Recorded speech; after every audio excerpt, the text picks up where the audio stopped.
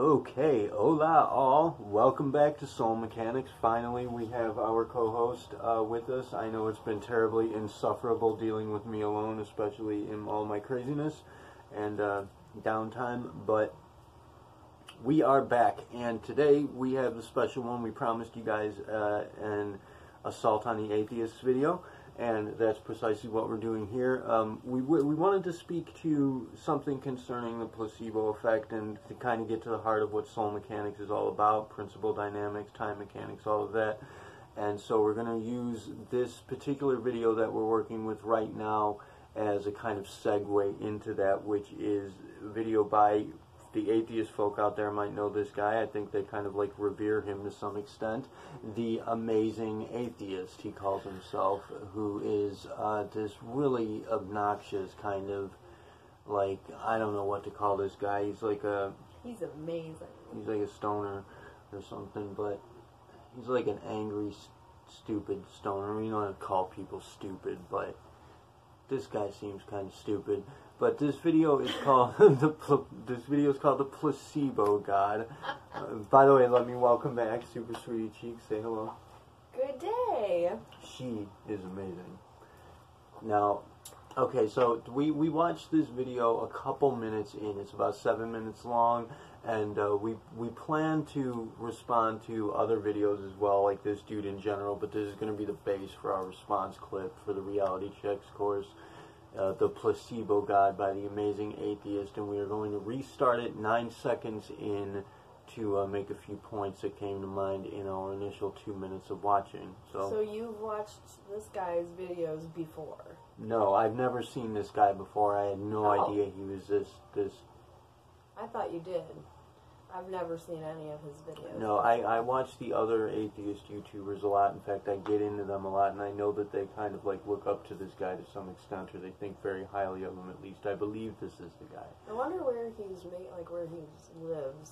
I'm just curious, and I'm trying to get. It's hard to see, but I'm trying to get what he has on his bookshelf behind him. I'd like to. It's hard to see though, because it's a little out of focus. Yeah. Just out of pure curiosity. Yeah.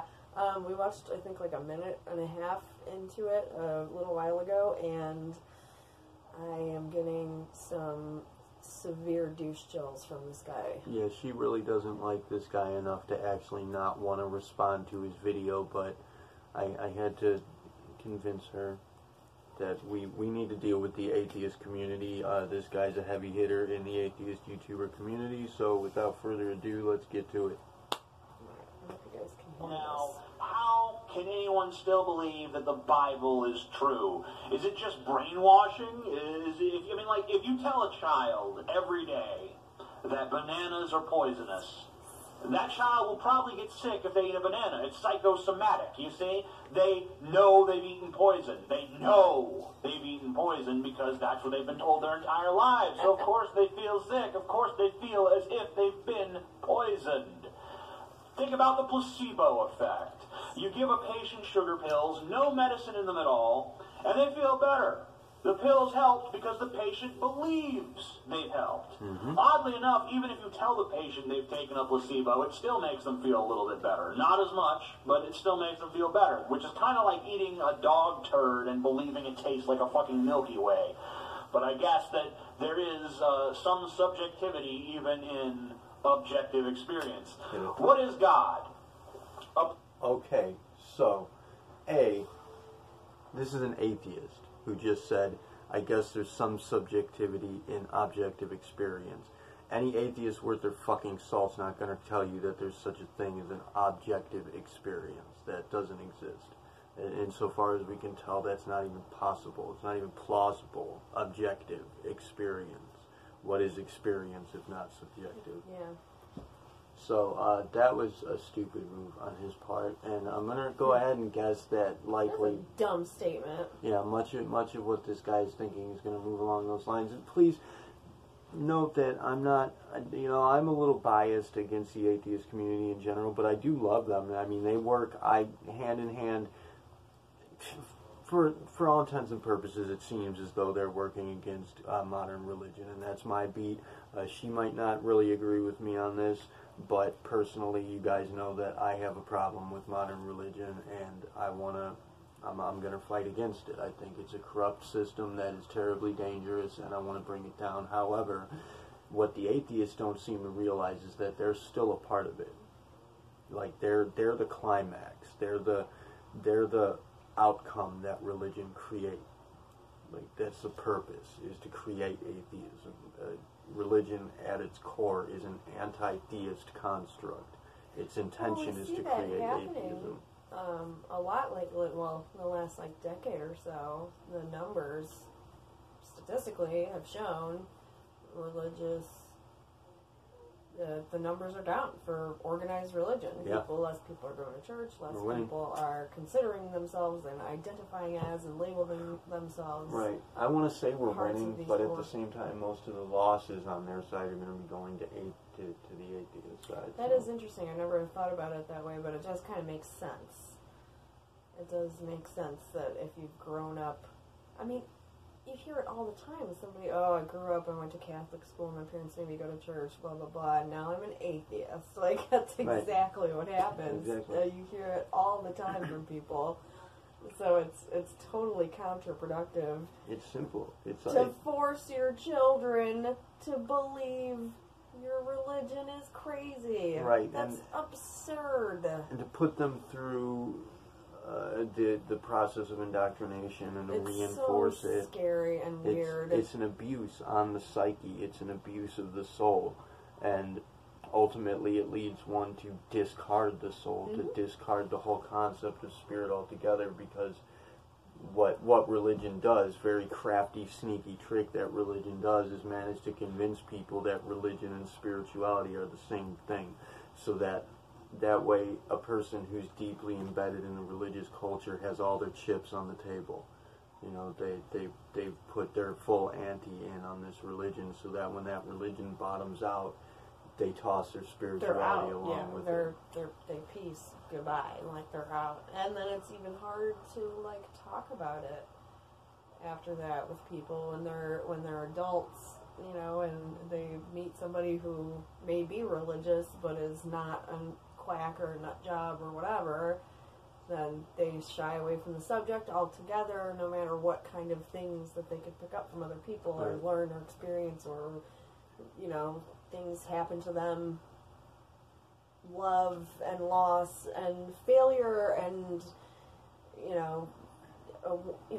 redemption and all those things, but because they're so jaded about that one thing, they're not going to relate those with their own life experiences in any spiritual kind of way. It's just over from that point on. Yeah. And it's basically, at least as it presents, it's just a further form of the indoctrination, wherein, again, as I've said so many times, they'll follow the same patterns, they do the same thing. Atheists might as well have their own church. They are a religion that worships scientism. They worship Darwinian evolution and scientism as their god.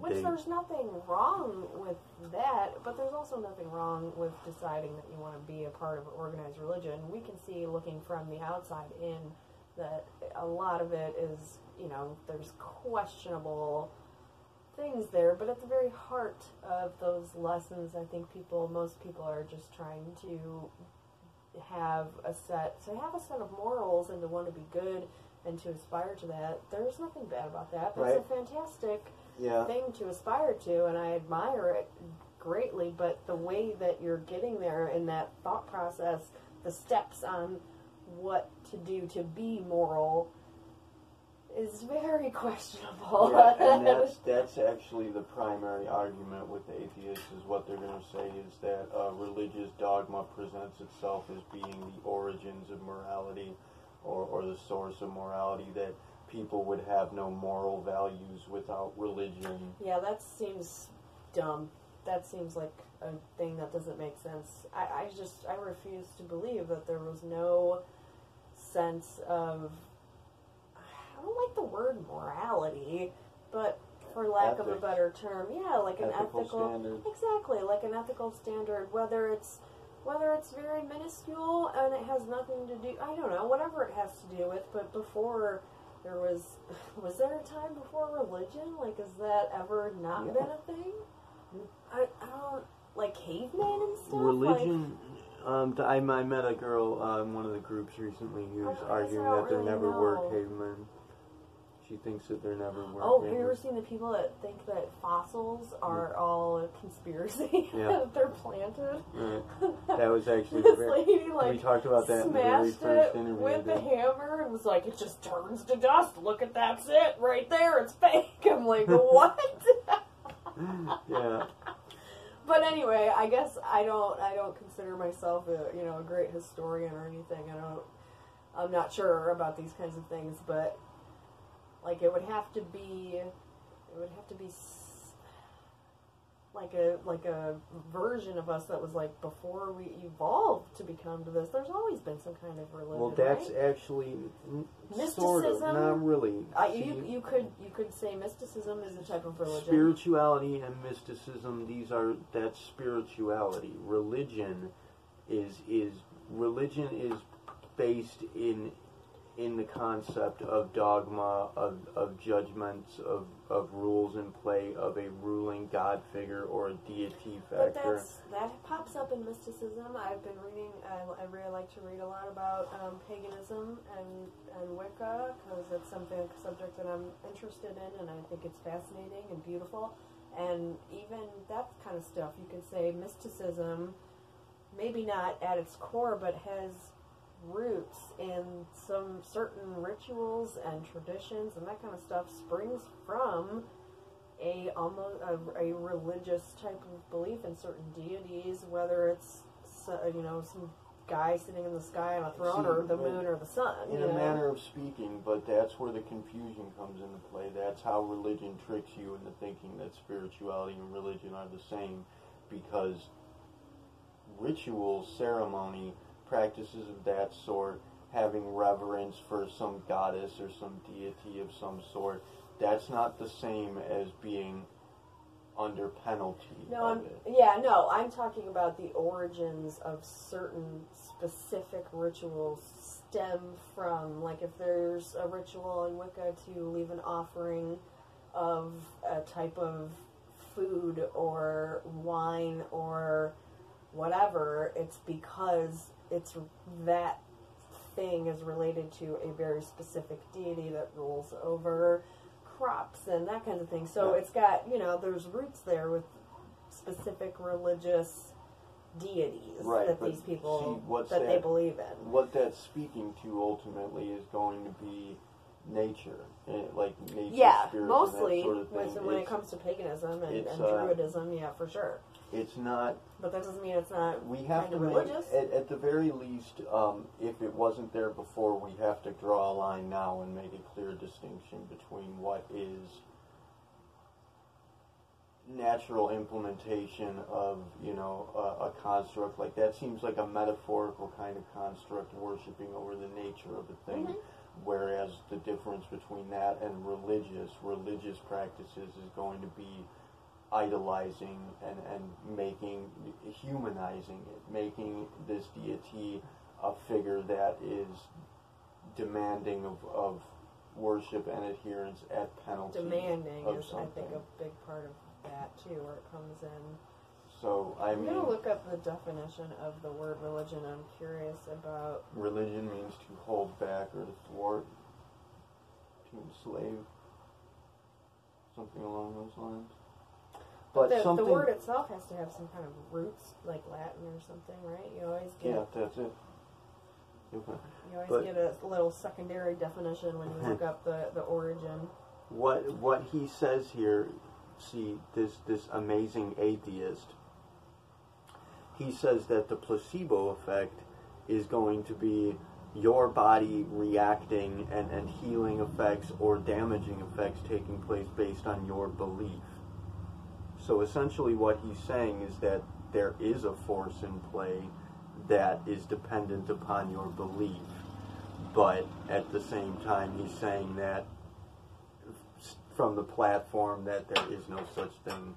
I mean, that's how it's fundamentally contradictory.